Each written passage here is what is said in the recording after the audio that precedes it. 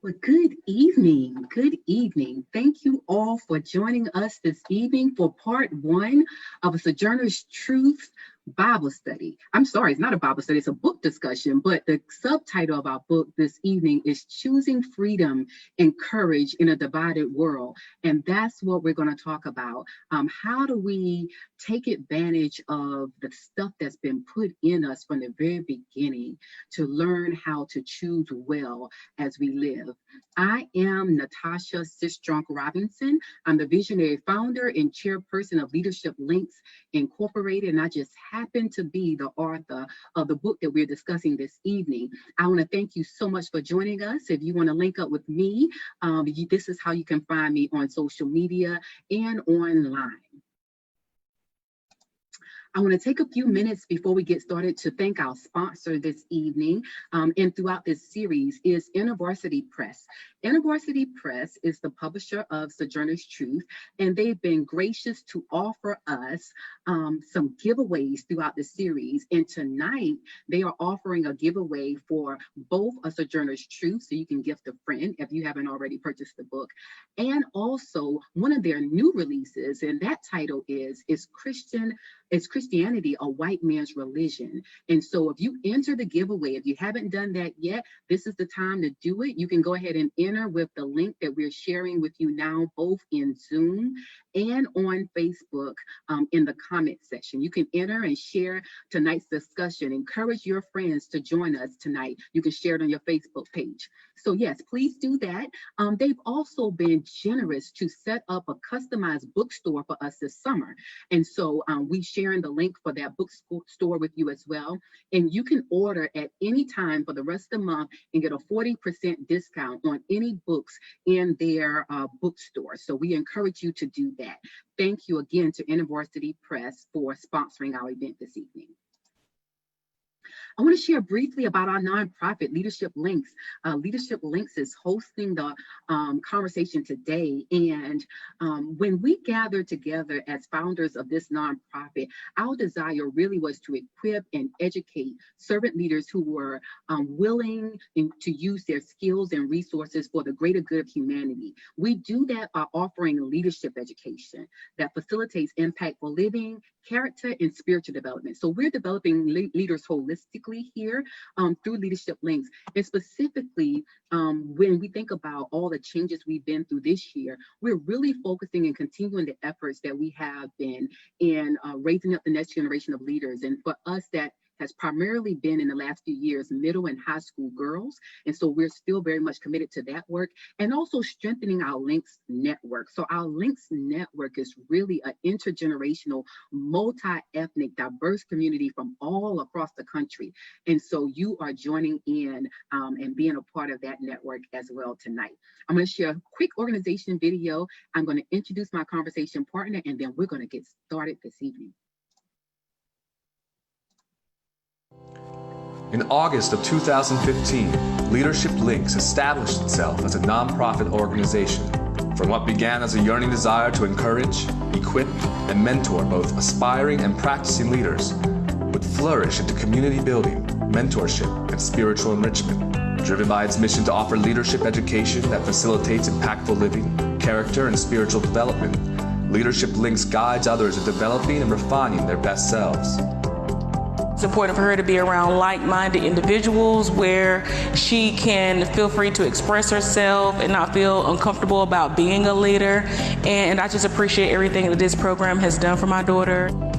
Dedicated to connecting people with purpose, Leadership Links delivers leadership training, conducts summer programs, hosts networking events, and establishes impactful mentoring relationships to slingshot people towards their goals. Making an impact on those around you is inevitable, especially when giving the right combination of love, inspiration, a strong network, knowledge, and a heart to serve. This is who we are. It's what we do. It's why we exist. With Inspiration, Leadership Links taught me how to be confident and when I take a different path than other people. And I actually found out that I inspire others when I go my own way in life. I love to volunteer in my community, and Leadership Links has helped me and connected me to other volunteer services. We believe that this was ordained by God. We are in partnership with some wonderful people who really have a passion and a thirst to see the youth in our community reach their dreams, walk in their purpose, and to really grow and to fulfill their potential. Here we're able to express ourselves freely in the no judgment zone. We're able to share ideas and be able to bounce ideas off of one another to not only make ourselves succeed, but others as well. Grounded by desire to serve, its founding board members are all military veterans who find that service is just as important, in or out of uniform. It's about all of us pushing ourselves to give our very best of what all of us have to offer to make our children better and to help their dreams to come true. God is the one who created us in His image and for a purpose. And in knowing Him, our Links leaders can walk in purpose and learn how to love others well. Sometimes it appears that there are plenty of reasons to feel doubtful about humanity, but there is a light. There are people devoted to helping others, teaching others, and believing in others. Be a part of the good going on in the world. Join the network, provide support, lend your time, change a life, link up.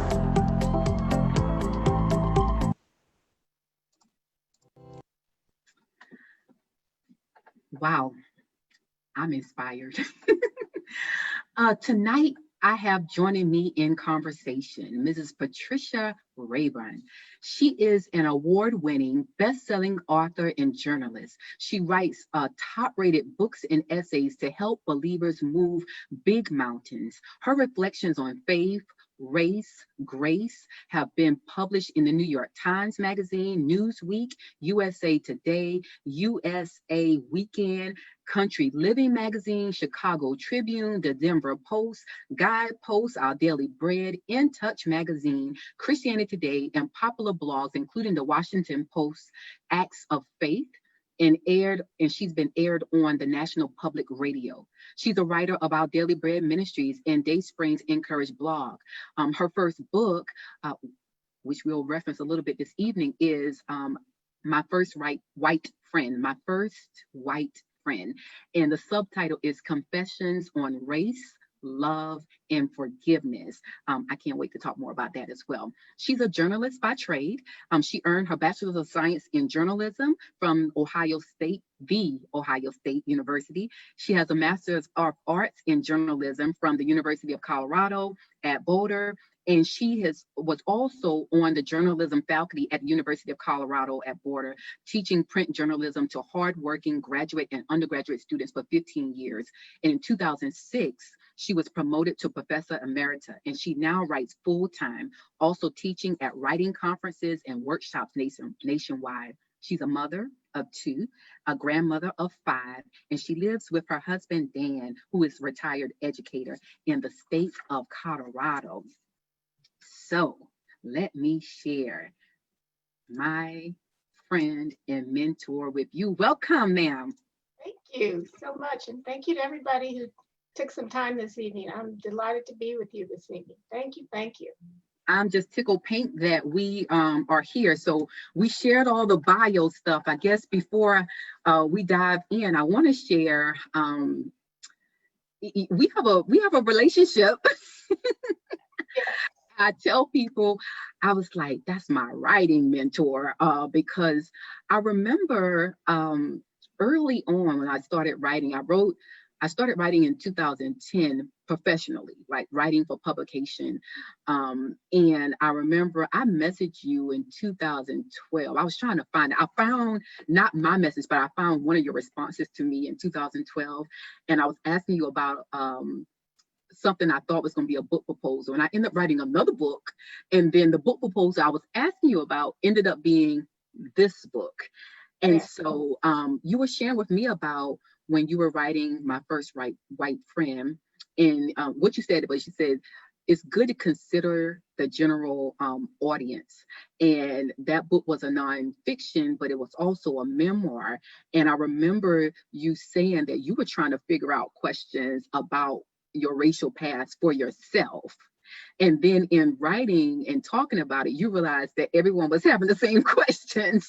And I thought that was, I thought that was very true and interesting. I certainly, as I think about having been talking about this book all over the country over the last couple of years, and especially in light of what's been happening currently in our nation. And so, yeah, I just want to thank you for that, the inspiration. I remember one time I was asking you, like, why haven't I written about race? Like I wasn't afraid to, but it just wasn't a thing that I thought about when it was so much a part of like my lived reality, my lived experience. And I remember we kind of went back and forth on that, but just always offering such wisdom and insight. So anyway, welcome. Thank you for joining me for a conversation tonight. Well, thanks for having me. When you were giving the intro, the one thing, Natasha, I did not put on the paper, and I've been thinking about it, everybody, because of our topic tonight, is that I am Bill and Nanny's daughter. And it's interesting.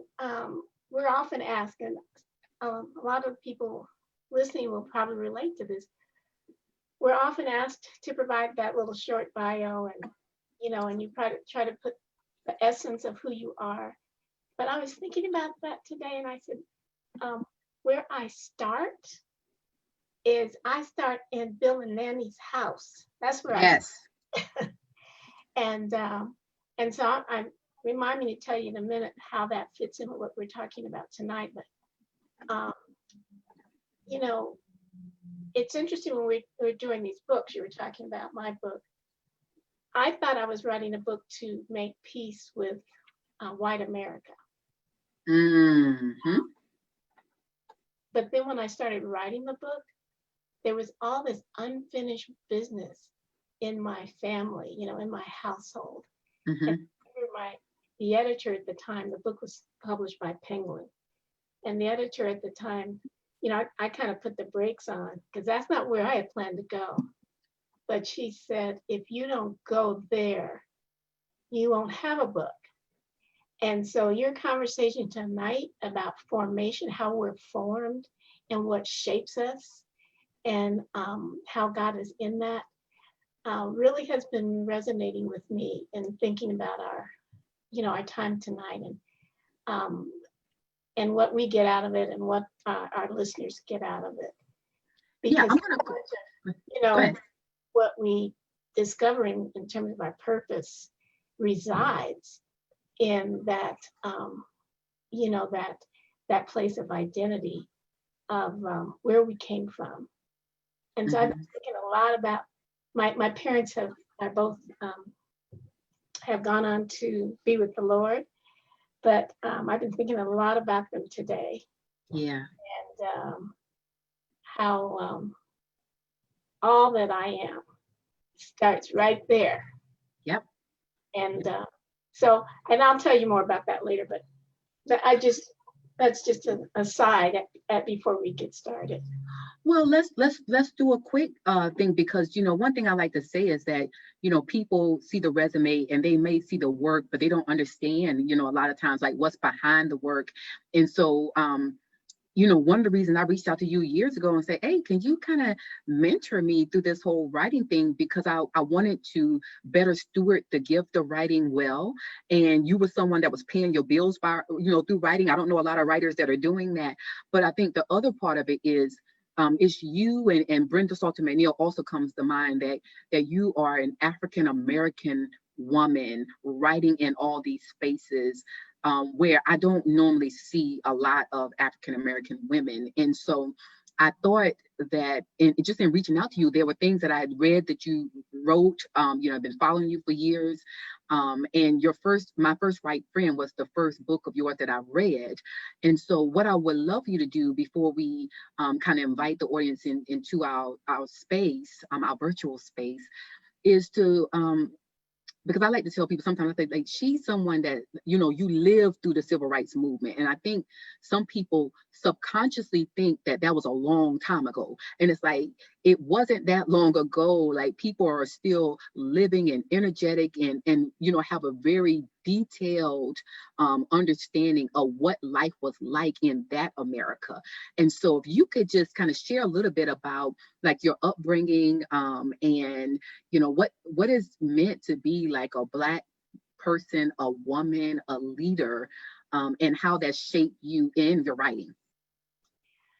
Well, my answer again starts in an odd place, Natasha, and I think the Lord has started preparing me for this conversation tonight with an epiphany I had right around Mother's Day. I'm going to get to your question, but this is just some backstory. I was down in my basement looking for something else, and I noticed my late mother's stash of photo albums. Yeah. And my mother was somebody who kept a photo album for every milestone, big or small. You know, this birthday party, this graduation, this. So I saw this photo album that said Acapulco trip with Mary and Tracy. Now, Mary and Tracy were good friends of my parents. They had been friends for years. And so right away, I started thinking about the network of people I grew up in. I grew up in Colorado. And when my parents moved here, my parents were both graduates of HBCUs. And when they moved here, Natasha, the network that they put together were the same, their peers. And so when I saw Mary and Tracy right away, these are people who also raised me. Yeah. Because that's how that works. Yes, ma'am. But anyway, Natasha, I opened the photo album, and there is a picture of my mother on the beach, walking down the beach.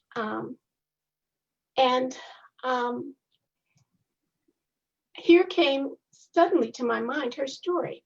My mother was a very good swimmer.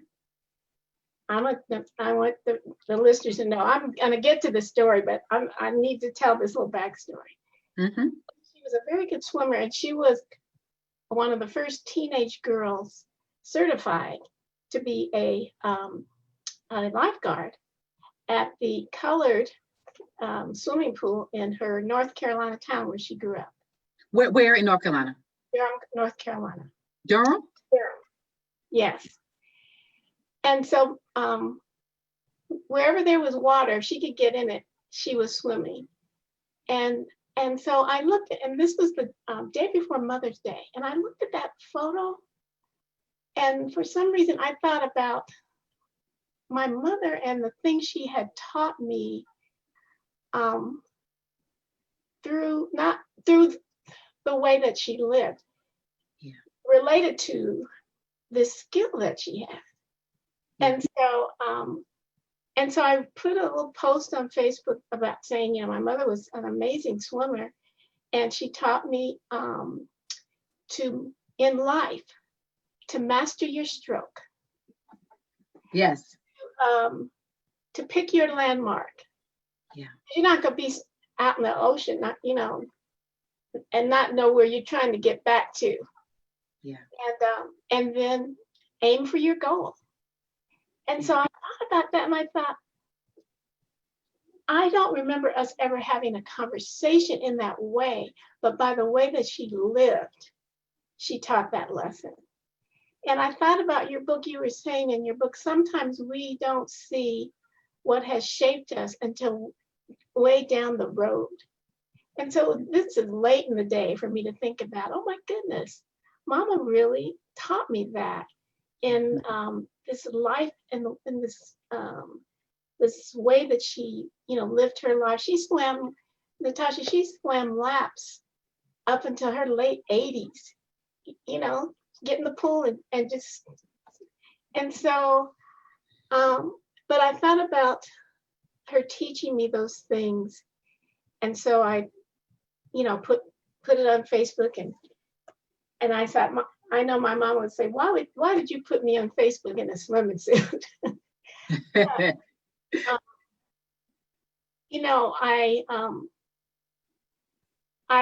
share that with everybody because as authors, we sit down and say, okay, I wrote this book. It seems, and here's my first white friend. Mm-hmm. It seems like, oh, okay, I sat down and wrote this book. No, life wrote this book. Yeah. And so your invitation today to come and talk about formation has really stirred that up in me. And I thank you for inviting us to think about that, because it's really easy to overlook how life has worked it that way. And it just made me think. I was having a conversation with a friend earlier this week who's a white woman, and as a matter of fact, our mutual friend, Amy Julia Becker, that's who I was talking to.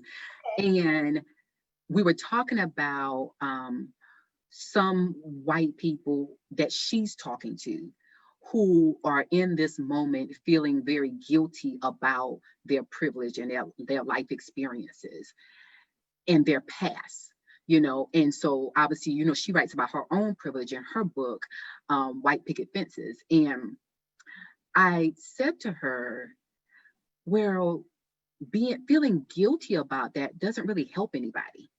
I mean, it was what it was. You got what you got. You got dealt the hand that you got.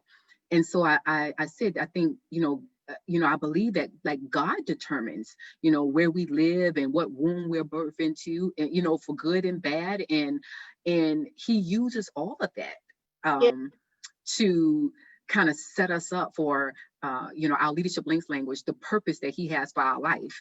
And so I firmly believe that. And so in the same way that your experiences, your mom has shaped you, and that life, you said like life wrote the book, that life has turned into your story.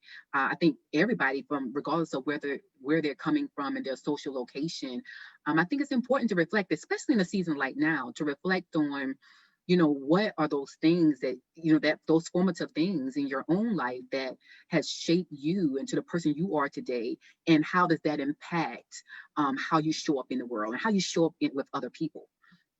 Well, thank you for saying it that way, because this is a point I don't want to lose. You asked me about growing up in the civil rights era.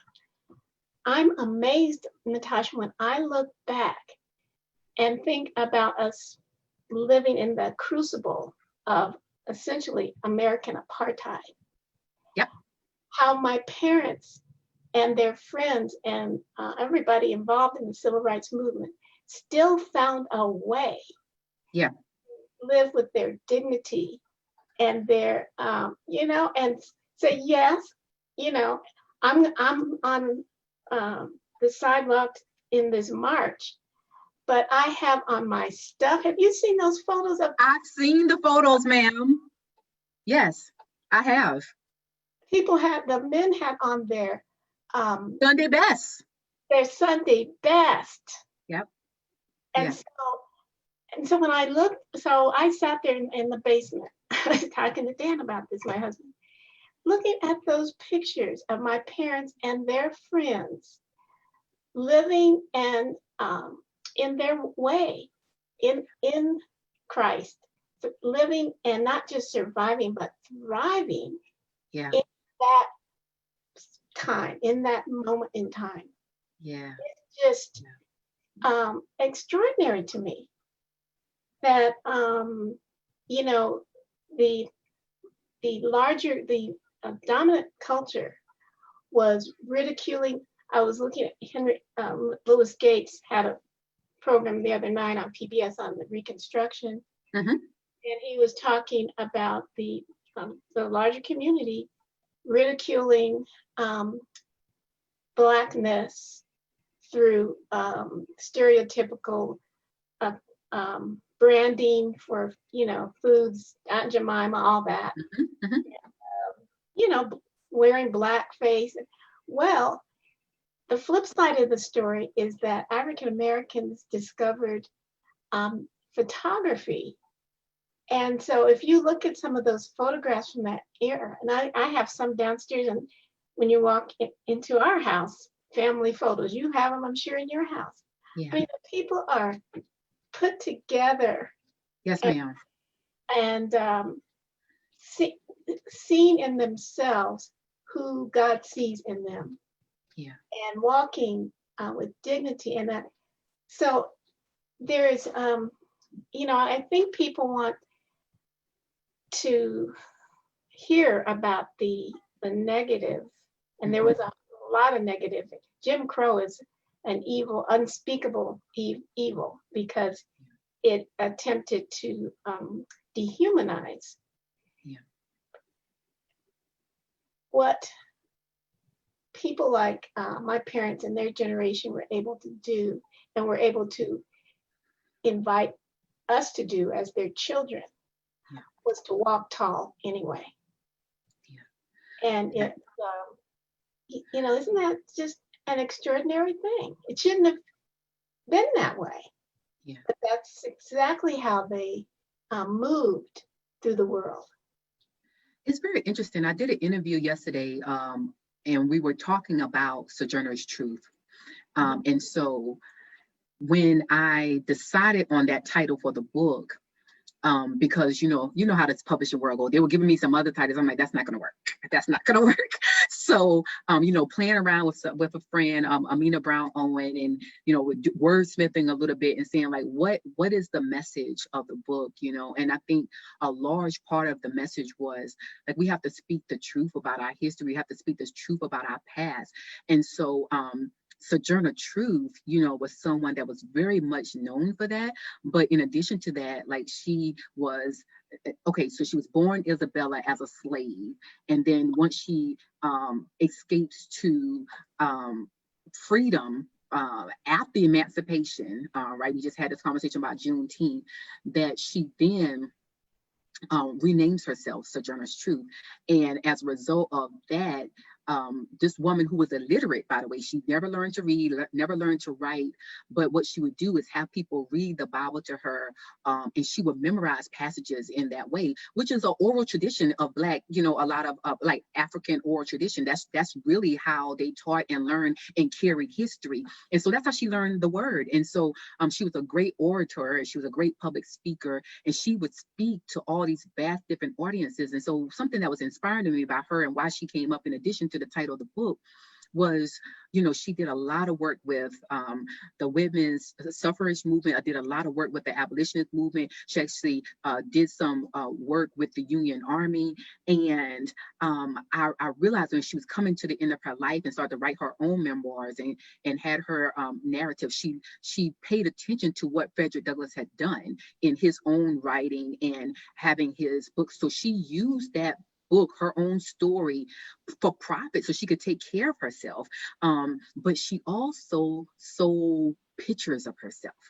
Come on. And so it's the photography piece that you talked about. So she would sit for photos, and it was the thing. She was a tall woman. I think she was like 6 foot. She was a tall woman, and so she would sit for photos, and I mean, literally, like this, to present herself as a dignified Black woman. And they would sell those photos, and that's the way she ate. Like, that's the way she took care of herself, and the people that she loved, even in her old age. And so it's very interesting, even for you to offer us that gift of how people were using photography in a negative way to perpetuate a myth or a stereotype, and then yet Black people took even that and turned it into something that was beautiful to for ourselves. The self-agency in that, and the self-awareness, that you may be over here saying this and that and the other about me, but what I've been talking to people about James Baldwin's book, I Am Not Your Negro. Yes, ma'am. And so somebody said, what does that mean? And I said, one thing it means, as it speaks to imagination, it says, whatever you think I am not that, I am not the Negro you think I am. Right, right. But that person that you want to demean and see in some other way, that has nothing to do with who I am. I am not your Negro. Mm-hmm, mm-hmm, And mm-hmm. Yeah. I love him. I love him. I love him. I think, when I think about the book too, so we cover in the first part, formation here, I cover like the first 4 chapters of the book. And so that last chapter, I'm talking a lot about purpose, but I talk about kind of entering into the Naval Academy. And so my life story and experience has been, I was raised in a predominantly African-American environment in a rural, small town in South Carolina, in the South, Orangeburg, South Carolina. And then to come from a place like that was a segregated place. Like, white people were there. I had some great teachers that were white, that I had wonderful relationships with. But there were not a lot of white kids in my school. I mean, I think all those kids went to private school because there's only one public school in town and they weren't there. So I know these white adults had their kids someplace, right? And so it was very interesting. But what I was surrounded by, and yes, there was hardship, and yes, there were, other things, but, predominantly what was at the forefront of my mind was Black excellence, right? And part of it was because of the 2 historically Black colleges and universities that was there, South Carolina State University, Claflin University. My mother worked at both of those institutions, so I was always around educated people. She worked in the library at Claflin for years, and so I remember, they would pick us up from school and drop us off at the library, and I would do my homework in the library on the books. I think that's really why I fell in love with books so early, because I was always surrounded by books, and there's research about that. And so, that was the reality of it, that I had done well academically for the tools that had been given to me. I did well athletically. I was a state champion in track, and I started racing competitively when I was in 6th grade in the Junior Olympics. And so I was a 2-letter varsity athlete in cross country and track, and I was a leader. Like I started, getting leadership positions in student government in middle school. And so it's very interesting to go from a situation like that to go into the Naval Academy that's predominantly elite, predominantly white, predominantly male, and people trying to say to you that not only do you not belong, but you're not good enough. And so I think about your words about James Baldwin, like, I'm not your Negro. Like, I think a large part of the reason why I did not believe the messages that were being fed to me when I got over into that place is because I already knew who I was when I got there. Yeah. Like, so that was already sealed about me being Black, and that's good, and me being a woman, and that's good, and me being a leader, and that's good, and me being smart, and that's good, and me not just being an athlete, and that's good. And so when they started, saying all these things, I was able to reject it because the people who knew me and these people didn't know me, and the people who loved me and these people didn't love me, they already told me about myself. Yes. Right? So it was easy for me to say, I'm not your Negro. Right? So, yeah. Because mom and daddy, and when you all those people, all that church time, all those teachers, all those friends, all those aunties and Uncle Frank and Uncle Henry, all those people were in the room with you. Yes, ma'am. And Natasha, what is that Bible situation where, is it Elijah and somebody's worried about and can't see, what's that story? They can't see who's going to fight the battle. And the Lord takes the veil off their eyes and they see. Yep. You know that story. Yes, ma'am. Some Bible scholars out there saying, yes. Yeah, and, because Elijah and Elisha, they're going into battle, and so they're going up against an enemy that's really undefeated, right? They have a large army, and so they don't have that many people fighting with them. And so, the prophet basically says, open his eyes so he can see. And so he sees, like in the spiritual realm, that there are angels like all around protecting them and guarding them and willing to war on their behalf. There's been many a days when I was strengthened by that spiritual reality. Yes, yes. Yeah. I took part in a Bible study earlier this week on Hagar, and actually another Bible woman whose name is Rizpah. I don't know if you know her story. I won't go into it, but we were talking about how Abraham and Sarah never did see Hagar in her fullness. Nope. And in fact, our mutual friend, Vivian Mabuni, talks about that, how the Bible record never shows them even calling her name. They just when they're talking about it, they refer to her as, that slave of yours and that, But when she's in the wilderness, the angel of the Lord, that's the first thing that's spoken is her name. Yeah. And he asked her, where have you been and where are you going? Yeah. And I remember when we talked about your book, I asked you, because we talked about, at one point, I think we talked about, I wanted you to tell the story of your mother. I think we talked about your mother's Sally. Sally, yes. Yes, ma'am.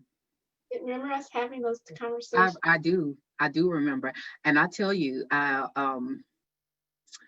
even when you were talking about your mother, I was getting kind of emotional earlier in the conversation, because I'm like, when this book first released in 2018, I remember I would say to, people don't always see the backdoor stuff or the professional things we do. And so like if you get ready for an interview or a conversation, and this is a lot of PR stuff, like marketing stuff. And so if you really pay attention to an interview, say of your favorite celebrity or entertainer or athlete, like a lot of times they're not answering the question that they're being asked. They're answering the question that they're giving you the information they want you to have, right? So they're in a lot of ways marketing and self-promoting. And I remember when this book first came out in the fall of 2018. Number one, I remember how hard it was to write, right? And it's like literally today, still the hardest thing I've ever written. And it was just emotionally draining, right? And so I remember in chapter 2, writing about my mother and, losing our first child. And then in chapter 15, circling back to when I found out that my mother had left us. And I said early in those interviews, it was like, well, can we talk about anything? I said, I'm not talking about, and I'm not reading from chapter 2 and chapter 15. I was just too tender, right? I was like, I cannot give you that. So you need to read that on your own and get what you get. But I'm not talking about chapter 2 and chapter 15, and I'm not reading out of chapter 2 and chapter 15. It's very interesting because when Ann Wise Camp put an excerpt of the book up on her blog, she was able to select, and of course she select out of that because she's in that brokenness life.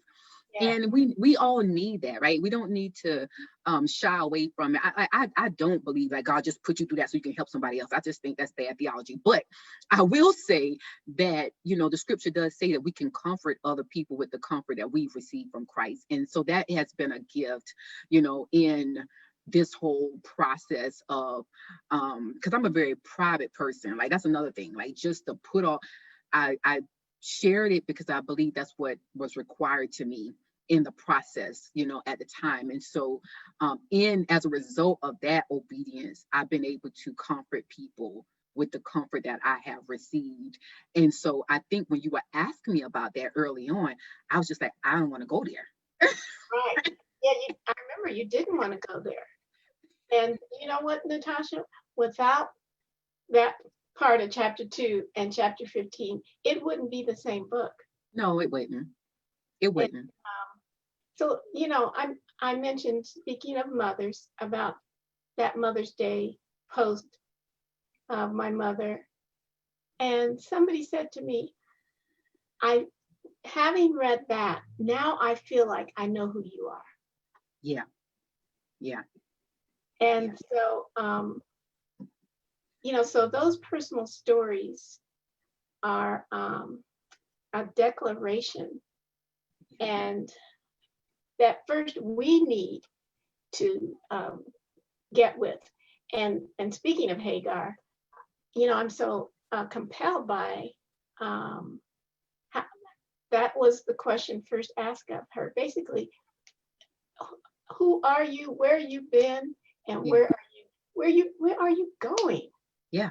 And, and so I thought you mentioned the women in your book.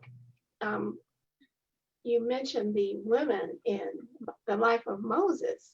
Yep. Who should not have had the agency or the self-awareness to see who he was and who they were, but they did. Yeah. So, speaking of Mother's Day, on Mother's Day, my pastors preached about Moses' mother. Mm-hmm. This risk-taking mother, and you write really compellingly about knowing or having being willing to take risks that and ultimately shape us. Yeah. But isn't it amazing for I'm sure for people listening, as they look back, they'll recognize that somebody in their on their line, somebody had the vision or the understanding of who that baby was. Yeah. And said, let's pour into this child. Yeah. Yeah. And then their pouring in becomes part of our story. Yeah, I'll say this, and I'm gonna ask the audience if you want us to do that too. When I write a lot about mentoring, so my first book is Mentor for Life, and I wrote about mentoring in the importance of remembering, right? That's a discipline that we sometimes in our culture before this pandemic, we don't often enough, I think, take space and time to reflect and pause and remember, because so much of our culture and society says that who we are is about what we produce. Yes. And so I think, it's a good act of self-care, but also clarity to pause and take that time to reflect and look at our formation, look at the things that's in us. Because here's the thing, if we don't do that, it's easy to steer off that too. I'm not surprised. There are people who hit their midlife or 50, 60 beyond and look back on their life and like, what did I do at that time? What did I do? And you veered off the path because you haven't along the way, consider the cost and consider the history and all those things. And I thought about that. You keep bringing up Hagar. I think is relevant because she was the one too that first named God. Yeah. And God, Moses was the one in his story that asked God for God's name. Yeah. And so God says to Moses that I am, which is a more accurate translation will be, I will be what I will be. And so I write about that, in the text too. And so I talk to people a lot. And I think this is critical for leadership, but also for our identity to say, like, who are you? And to answer that for yourself in a journal reflection, like as an I am statement, right? So you're not claiming divinity, but what you're doing is you're saying, like you're affirming for yourself about what's valuable, like what's the stuff that makes you up. And so when you said, I'm Bill and Natty's daughter, like absolutely, like I'm Sally's daughter, I'm William's daughter. And that's formed and shaped me. I'm a child of God that forms and shaped me. It's the thing that motivates my entire being. I'm Ashley's mom. I'm Devontae's wife.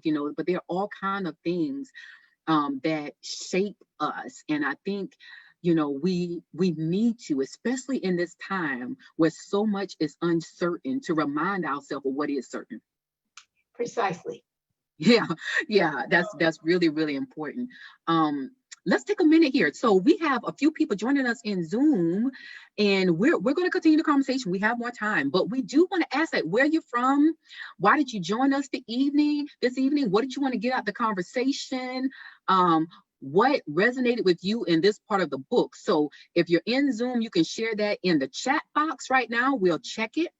We're going to take some questions too, but go ahead and share that with us, where you're calling, where you're dialing in from, or what are you getting out of the conversation? What really resonated with you in the book? What do you want to get out of our time together? If you're on Facebook, we encourage you to share that in the comments as well, and we'll take a few minutes to do that. We'll review those. So who do we have joining us here this evening? We have a lot of people here from all over. And they might just be listening. They might not even be, standing at their computer or laptop. But I want to take a minute to see if that, and if we don't have anybody, tell us where they're from and what they're doing. Hi, Karen from California. And we have Rhonda. Hi, Rhonda from Detroit. Yes, Rhonda, we're engaging. So if you have questions, Rhonda, we're going to take questions. So go ahead and put those in there as well. All these conversations will be different. And so put those in there. Sunday's dialing in from California, Andrew from New Jersey. So yes, tell us, what do you want to get out of our time together tonight? We have some more time. And so Patricia from New York, Paula from tell us, what do you want to get out of the time, and some questions, because here's the thing, and I should have said this earlier, we want you to not only just engage with us, to engage with each other as well. So if you have a question, I see people calling, and we got Maryland, we have Atlanta. If you have a question that you want to ask us or each other, hi, Elliot Powell from California, Nikki. So if you have a question, share. We will take questions, and tell us, what do you want to get out this evening? And while you're waiting for those questions to come in, Natasha. Yes. How did you happen to lift up Moses' story for your book? Yeah, that's a question. That's a question I get asked a lot, actually. So, I mean, you know this, the Exodus narrative is a very important narrative for the Black church. And it provides a hope for people who are going through a wilderness or a hard time. And so when I think about our ancestors, how they, were born into and died in slavery, generations of them, for those of them that had the opportunity to get exposed to the whole Bible and not just a slave Bible, this was a story that provided hope for them, because, the understanding and the message for Black people was that, I see your question, Patricia. Keep the questions coming. We'll be taking questions. So the question, the statement for Black people was, if God has the ability to deliver the Israelites out of slavery, then certainly God can deliver us. Yes. Right. That is the understanding. And so I grew up understanding the text in that way. And I feel like a lot of times, especially, when we work, you and I, when we're writing, we're ministering, we are speaking in Christian spaces, people are addressing the text from the posture of the triumphant, of the person who's leading out front, who's in charge. And so I know, when I'm talking about this story, a lot of times people are talking about how great Moses was.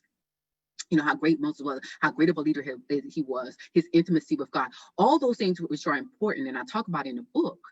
But I think we miss a significant thing when we don't understand that God heard the cries of the oppressed people.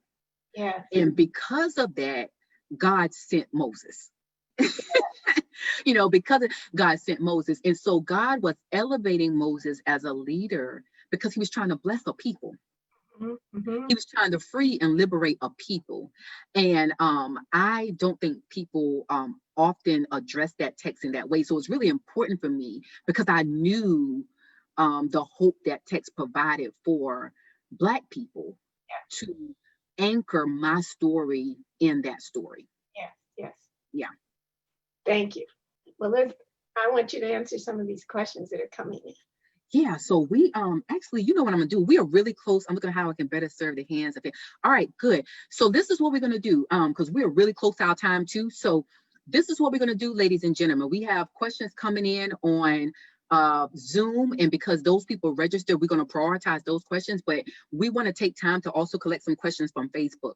So I'm going to take a few minutes here just to do some announcements about some things that's coming up and to let you know how you can continue this conversation.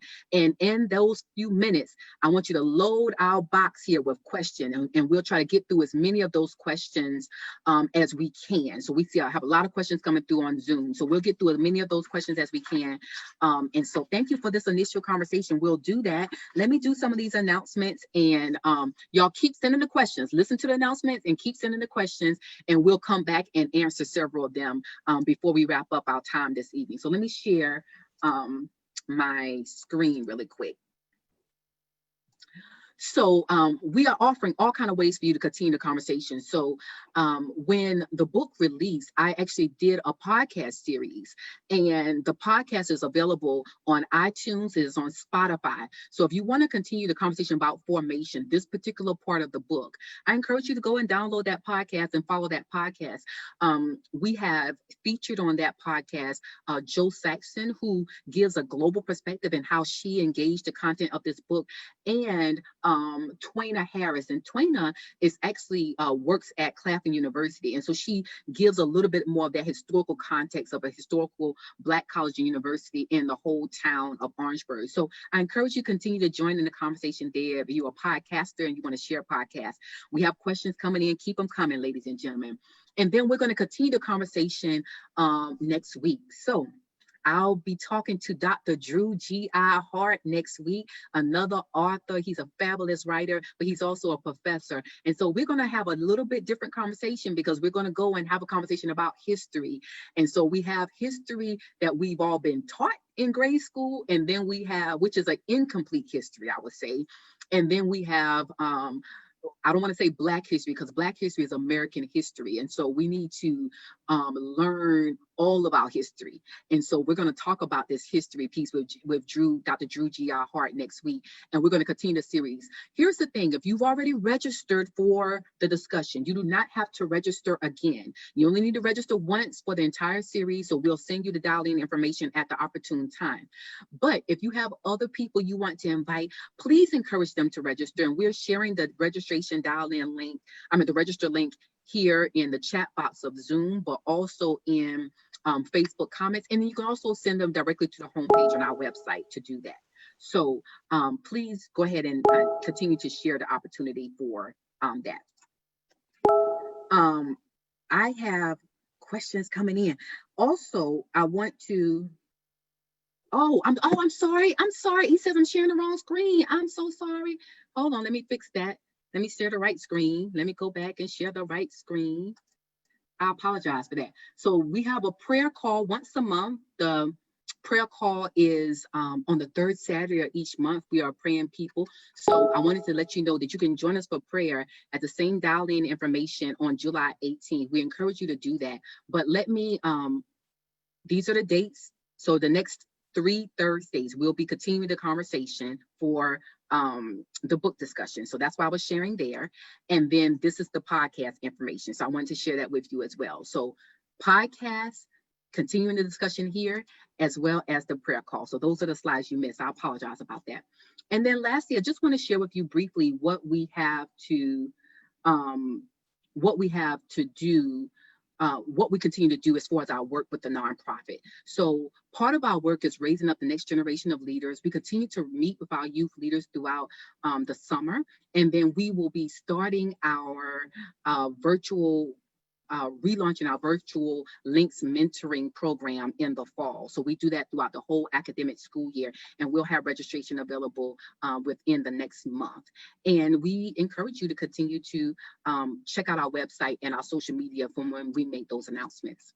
And then lastly, we were supposed to go on a global leadership tour this summer, and we were not able to do that because of COVID-19. However, we are planning to go next summer. And so in doing that, we would love for you to, again, just kind of support us and encourage us in that work. And we have some details available about that on our website. And so you can go to our Global Leadership Experience tour page. And then lastly, these are some ways you can link up with us. We are on now LinkedIn and Twitter and Instagram, and we really would love for you to subscribe to our YouTube channel. We're actually going to upload this video on YouTube. We had a wonderful conversation about the Becoming documentary and book for Michelle Obama last month, and those are available as well there. And we're trying to get to 100. We're about half of the way there. So if everyone does that tonight, that will really, really be wonderful for us. And then finally, some people may be asking, how can I find out more? How can I volunteer with a nonprofit organization? And one of the ways you can do that is just go online on our website and take about 10 minutes to fill out our volunteer information form. And so we will go to that form as we have work that becomes available. We want to make sure that we're plugging people in with stuff that's really in their passion or skill or wheelhouse. And so one of the ways we can find out a little bit more about you is if you fill out that volunteer form. So we would love for you to do that and encourage you to do that before we can reach out to you about some possible volunteer opportunities. And these are some things that we need right now. So people saying, what can I do to help? Well, one thing you can do is if you have any of these skill sets, you can fill out the volunteer form and or email us on the website. And then also we're trying to get 100 Links ambassadors by the end of this month. These are people that are committed to partnering with us as a recurring donor of $25 or more. And so if you can do that, if you're interested in doing that, you can just go to our fundraising page on our website, and we have a brochure you can download there to get more information, and it gives you a step-by-step process, a very easy process of how to set that up. So we encourage you to do that. All right, so now we're going to take some questions from the audience. Let me see what we have here. Did you see those slides? Did those slides come through well, the last ones? Okay, good. I didn't know because my husband was texting me. Okay, I think we're good. So let's see, we have some questions coming through here. Oh, we have some good ones. Okay, let's see. Natasha, in chapter 3, they got very specific. On page 39, you mentioned a sense of homelessness, and that is a hallmark of a godly leader. I was actually thinking about that yesterday. I'm not convinced it is only godly leaders who experience this. Perhaps it's everyone who reaches a certain point in their spiritual journey. Have you met people who share this sense, who surprise you? Of course, they have to admit it, or you don't know who you wouldn't expect to have it. I'm very intrigued by you mentioning this because I have also felt this and wonder who else does. So thank you for that question. It's a good question. And I agree. I think when I say of every godly leader, I think the tension there, and I actually was talking about this today, and this is some of the work we do at the nonprofit, right? That I think a lot of people that are leading don't see themselves as leaders. Mm-hmm. And I think everyone is leading in some way or another. We might not have a title, but you don't have a title to be a leader. Right? Parents lead their children. There are all kinds of ways. When you have a friend group, a peer group, somebody in that group is influencing everybody else in the group, right? You normally know who that person is. You don't have to spend a lot of time to figure that out. And so one of the things that I do in my work and my gift to be in leadership is trying to help people understand that all of us have the gift of leadership. Some people have it naturally, some people cultivate it, but we are all influencing someone. And so I do agree that it is a mark of people that are maturing on their spiritual journey, but I would submit also that you're maturing on that spiritual journey because you're realizing that not only are you growing in your personal relationship with God, but you're also growing in the ways that you're able to influence other people. And so I think that's very, very important. Thank you so much for that question. Let's see, we have another question here. And okay.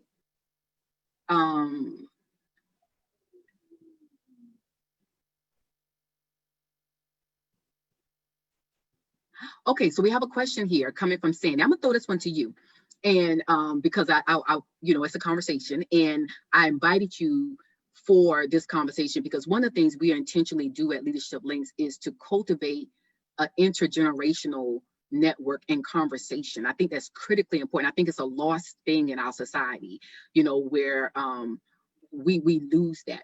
And so this question here is that, do you believe that Black Americans are still oppressed today? And they mentioned Dr. Ben Carson as an example. And then do you believe that our nation needs fundamental change? And then do you believe that, so you're not going to just kind of summarize this, do you believe that the majority of Black Americans have the tools they need to rise out of poverty like Dr. Carson did? So I'm going to let you answer that, and I'm going to follow up because somebody asked a question about the Service Academy, and I think it'll be a good segue to your response there. Yes, everybody's oppressed in a culture like ours where racism is structural. So that's the challenge for all of us. Yeah. The challenge of rising out of that then comes in a kind of a Martin Luther King understanding that is our work. And that I've been thinking about that quote, which I just love, that the arc of the moral universe is long. My pastor says, this is not a sprint. This is a marathon, and that arc is long, but it bends towards justice. Yeah. And so, knowing that, and Natasha and you and I have talked about this, as how we stand on the shoulders of our forefathers and foremothers, some of who died in slavery, but never did stop fighting for their freedom. Yes, ma'am. And so that impetus is built into all of us. And yes, we know about individuals, particular individuals who stand above the crowd, and they can be, but everybody, every day that the Lord blesses me to get up is another day to rise, and still we rise. Yeah. And so I'm not sure, we've talked about this, Natasha, there is a theology in Black African American culture that is a still we rise theology. Yeah. And everybody, a lot of people, everybody's frustrated by structural and systemic racism, and still I rise.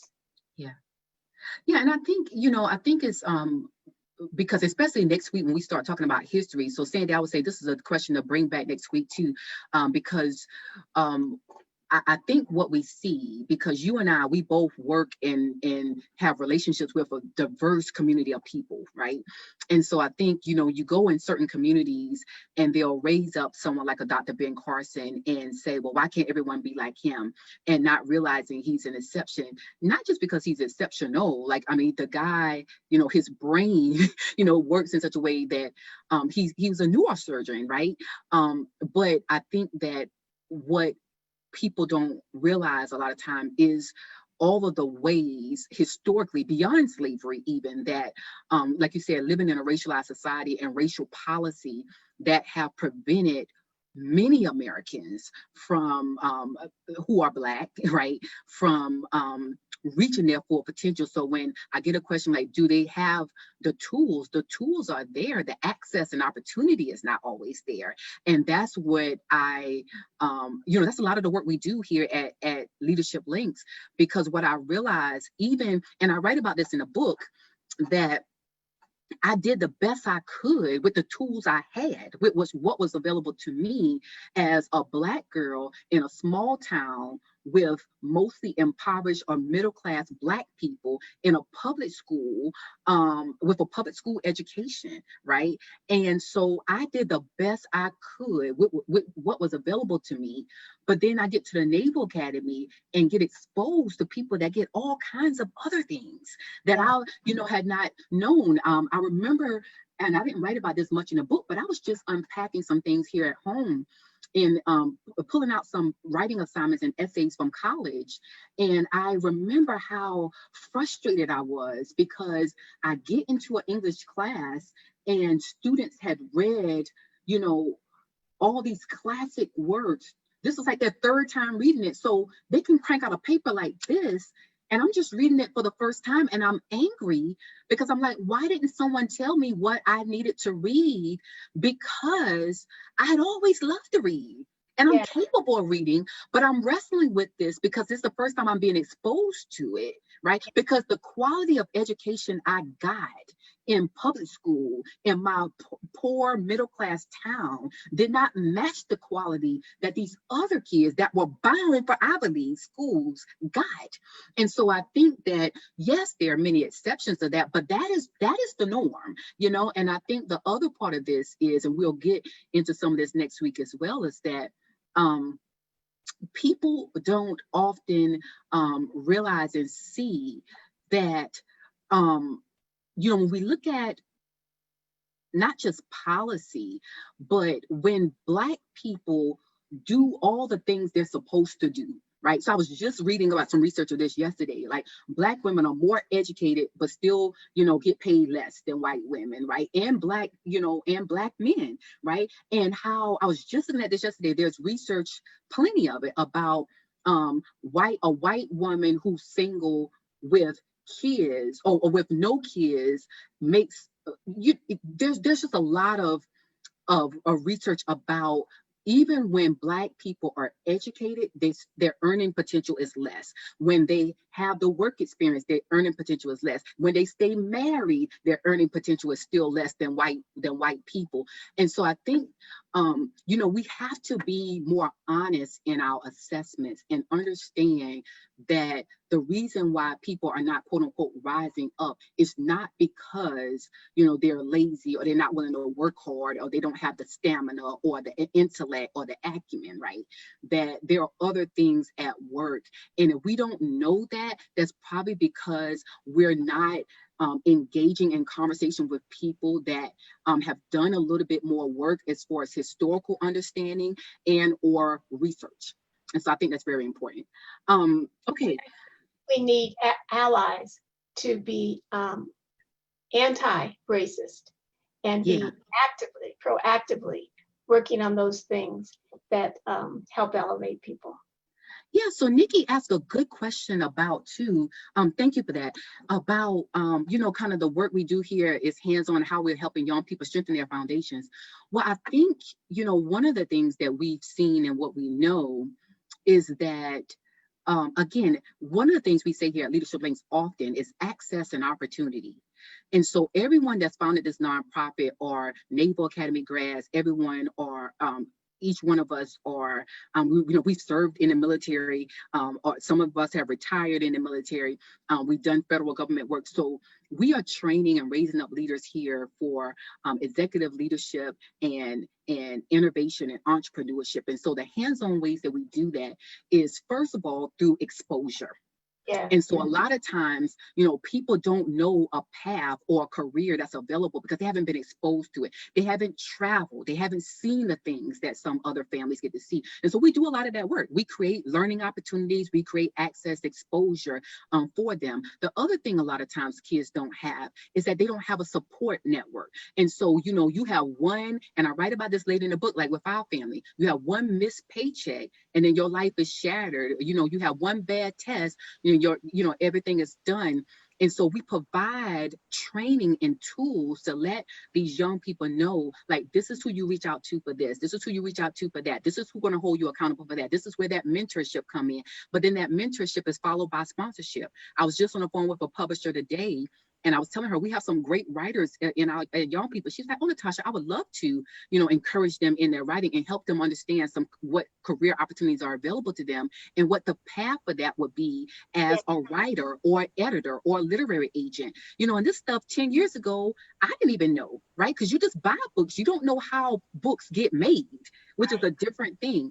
And so, you know, that's the kind of stuff we do. We're constantly exposing them to leaders that are doing the work. We're giving them the mentorship they need. We give them sponsorship to say, okay, this is someone that's doing it very, very well, and they're willing to have a conversation to kind of help encourage you on the path and the journey. We hold them accountable to it, and we give them chance to practice. And so, you know, the young people that are with us, we're asking for them to commit for a long time because we're committed to them for a long time. And we know it's not just about one event or one program. It's about how we are willing to invest in people's lives. And that's justice work. And I think that's critically important even now, because when we're seeing a lot of this stuff, people say, well, what can we do? What can we do?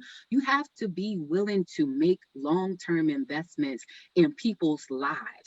Yes. Right? Because there's no short-term fixes when we look at a lot of the systemic things that we're dealing with that have been around for centuries at this point.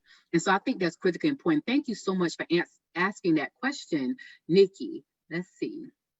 Isn't the N in Links network? So yes, so our core values: love, inspiration, network, knowledge, and service. And so literally that's how that's how the sauce is made over here, right? And so we do that. We're very intentional in that. And we have people all over the country that's committed to these young people in this way. So again, there are ways you can link up and join in, lock arms with us to be a part of the solution, right? And not just asking about why is it, you know, do they have what they need? We're giving them what we need, and we need your help to do that. You know, that's very important. Let's see. I got some other questions here. I think we got time for a few more. Oh, so that's one. What can we do to move the ball forward? We're doing it, sir. That was a good, we're doing it because, again, it's not one thing. I think what people might want and they're not willing to say sometimes is like, can we just fix this? And I'm like, yes, but it's gonna take work and it's gonna take a long-term investment. And that's the thing, like, this is one of the ways that we are being a part of the solution. This nonprofit is, right? Because there are not a lot of nonprofits that are investing in a diverse group of people in this way and intentionally training them for leadership. Yes. And so I think that's critically important. Okay, I'm looking to learn how I can better serve, build bridges. You know, again, I think, how can they better serve and build bridges with people who are different than them? And you speak to that in your book when you talk about paying attention. Mm-hmm. I'm going to assume that there are people on the call who are people of faith. Some, not everybody. Okay. Mm-hmm. Either way, when we commit, don't you think this is true? When we commit to making a difference and moving the dial, and that if you're a person of faith, we say God opens doors.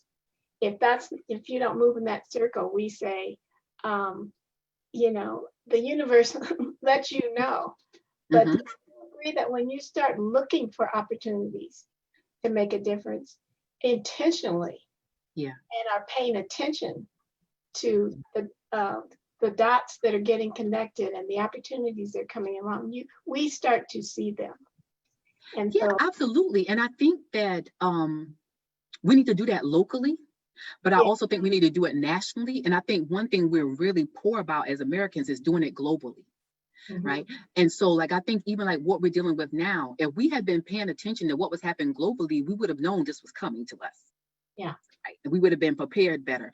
And so, you know, that's one of the ways I'm constantly challenging myself. And so I realize that there are some people that are just getting on this justice journey, just getting on this race journey. And so in a lot of ways, you're kind of playing catch up to the conversation. And I want to encourage you to like keep doing the work. And so people say, what can I do? Like, you're doing it, right? You're showing up for conversations like this. I'm saying, you know, you're reading a book, you know, to take that book and take this conversation and have that conversation with your family, your church group, your community group, your your work group, take it to work literally, in that, I think there are all kinds of ways that we can say, okay, if these are systemic issues, and they are, okay, what agency, what power do I have to impact change for good, right? And so that starts to go into hiring practices. Again, like, are we paying people equal pay for the equal work that they do? When I look at my child's school, are the children in that school getting the best that's available to them? And then if not, then how can we kind of supplement that? And maybe my child's school is getting the best, but what about the school down the street? Like, I could tell you, my daughter for the past few years has been in private school, but I never volunteer, rarely do I volunteer at her school. Like, I'm volunteering at the schools in the community that needs, skills that I could offer. I'm giving money to those schools because I pay tuition at her school, right? Like, so I'm gifting these other schools that are under-resourced. And so I think there are all kinds of ways that we can think about service. And I would say this too: in taking the action, we actually get connected to people that are already on the journey too. And so I think sometimes we are holding back from taking an action or a step of leadership because we're afraid we're going to say the wrong thing, do the wrong thing, offend someone, get it wrong. And what I'm saying is, even that is a part of the journey. Like, we all say the wrong thing sometimes, get it wrong sometimes, but don't let that be the thing that discourages you or makes you afraid from acting. I'm saying we must act. I talk about this in the book. We must act. And so in our acting, you're going to find yourself connected to different people, and they are thinking different things, and they have different stories. And that's how those relationships are developed authentically, and not just, you trying to get something for someone, or you feeling like somebody's just trying to take something from you. Yeah. I think that's important. So don't hold back. Just dive in. Get to work. Get to work, people. Okay. I think we have time for like two more. So one of them is like, what made you to decide to attend the military academy? So I attended the Naval Academy, the United States Naval Academy. I'm the oldest of 3 children. And when I was in 6th grade, I didn't write about this in the book, but when I was in 6th grade, my parents said to me, it was like, Natasha, we believe that you can go to college. We want you to go to college. We don't have the money to pay for it. You need to figure that out. It was something like that. That's how the conversation went. And I was like, okay, because I believed I could go to college too. And so to me, going to college was important, but going to college debt-free was important as well. Now, the oldest of 3 children in a family that didn't have a lot, going to college and being able to come out of that experience and take care of myself was critically important. Like, I wanted to get myself off of my parents' books. I didn't want them worrying about me, and I wanted to be able to stand on my own 2 feet financially. And so I say that because I had been accepted to a lot of colleges, and I had full rides to several colleges. But what the Naval Academy offered that those schools did not offer was they were gonna, so I was getting a free education everywhere, but what they were gonna offer was they were gonna pay me to go to school. So I got a little stipend every month. So I never had to go and ask my parents for money, even while I was at the academy. And it wasn't a lot, but it was sufficient. And then they were guaranteeing me not just a job, but a career. And at the time, I knew a lot of college graduates that were not working. And I'm like, I need a job, right? And preferably a career. And so when I got to the Naval Academy, I had every intention of not just going to the military, but I was going to do a career in the military. And then, life changes and family changes, change your priorities. But that was my intention.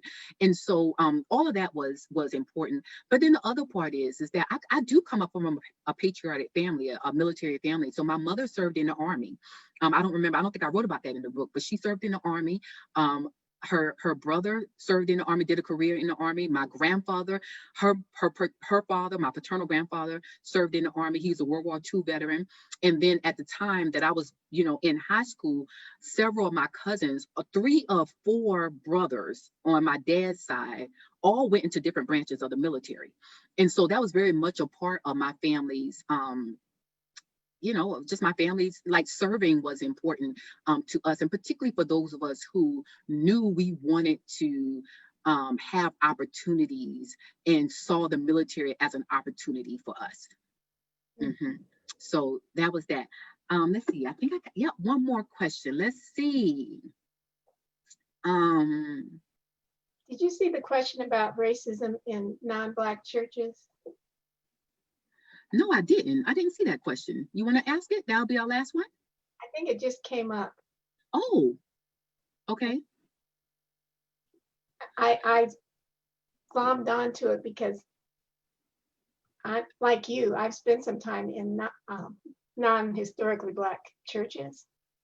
And I want to hear what you have to say about this, Natasha, but I'll say this. Okay. I grew up in the CME, AME church tradition. Yeah. And there was a time when my husband and I spent about 3 years at a multiracial evangelical church, but essentially a mostly white church. We did not experience racism. What we experienced was silence. Yeah. So that even on a Sunday, say, when Michael Brown was killed, and or Eric Garner in New York City, or something like that, that was of an impact for African Americans. Somebody might have said, let's pray for this city or for this family, but there was never any preaching on social justice issues. There was never any talk. There was never any acknowledgement of what people in the pews who were people of color experience every day. Yeah. And after a while, my husband said, we're going to have to go back. This is not speaking to my life. Yeah. So that was what was missing for us. Yeah. And I'd be interested in hearing you say what your situation was. Yeah. I think briefly, I've had very diverse experience within Christendom.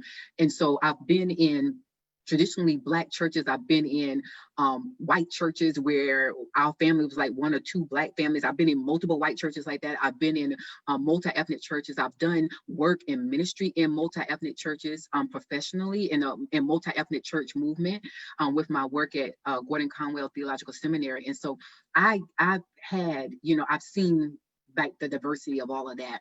And I think I'll connect my response to this question to another one that someone asked, like, do I feel, like I said, a divided world? The question was, do I feel like that it's a secular divide or is there divisions in the church? And I would say both, right? I think they're both. I think there are all kind of ways that we're divided.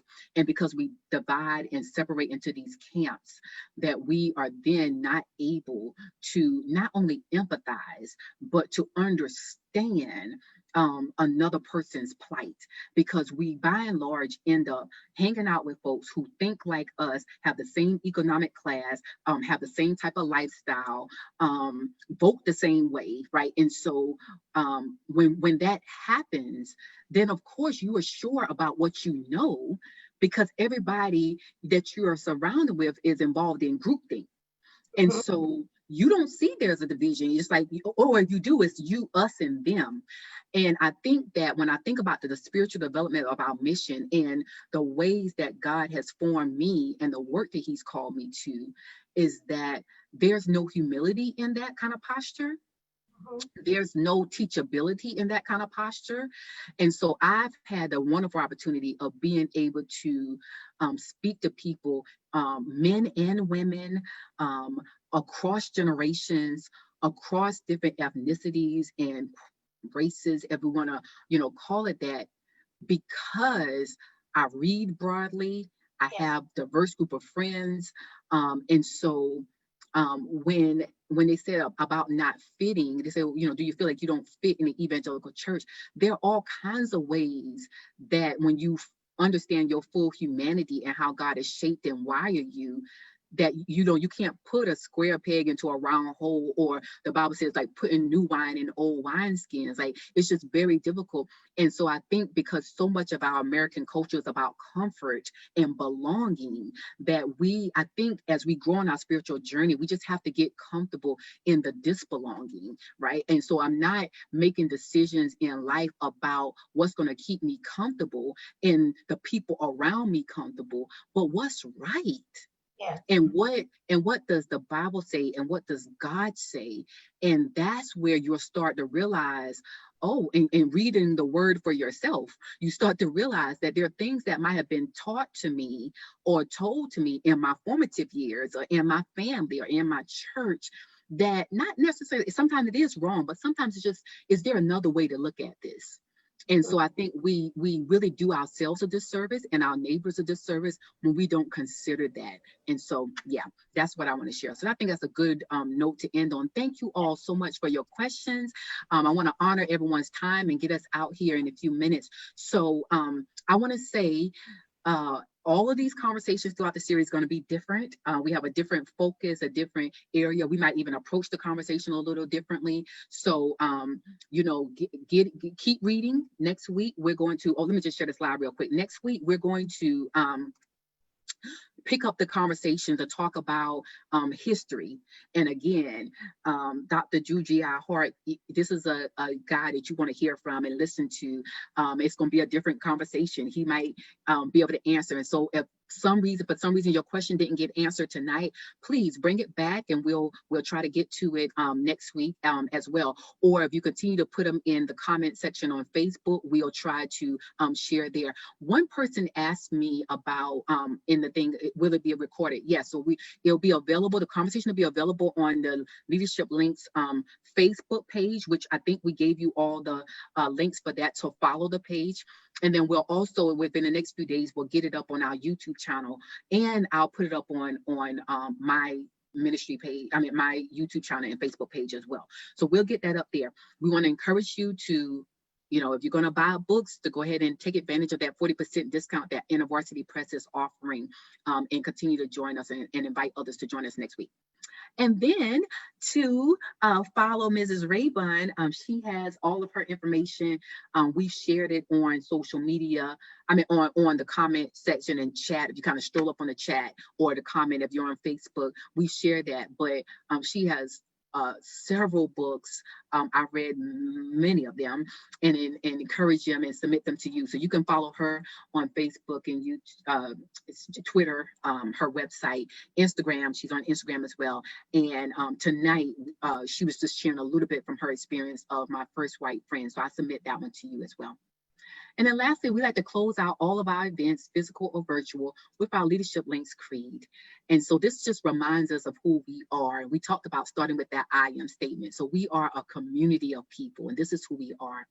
That I am Leadership Links, part of a community founded on love, inspiration, network, knowledge, and service. I am never alone in this world. God has strategically placed me in the right place at the right time and connected me to the right people to fulfill the purpose that He has for my life. Therefore, I will actively take part in the great work God is doing in the world. I promise to always stand, reach out, and link up. Thank you so much for joining us this evening and spending time with us. We do not take that lightly, and we look forward to connecting with you again next week. Thank you all. Thank you. Thank you for joining me, ma'am. Loved it. Thanks so much for having all of us, Natasha. Indeed. Look forward to seeing you all.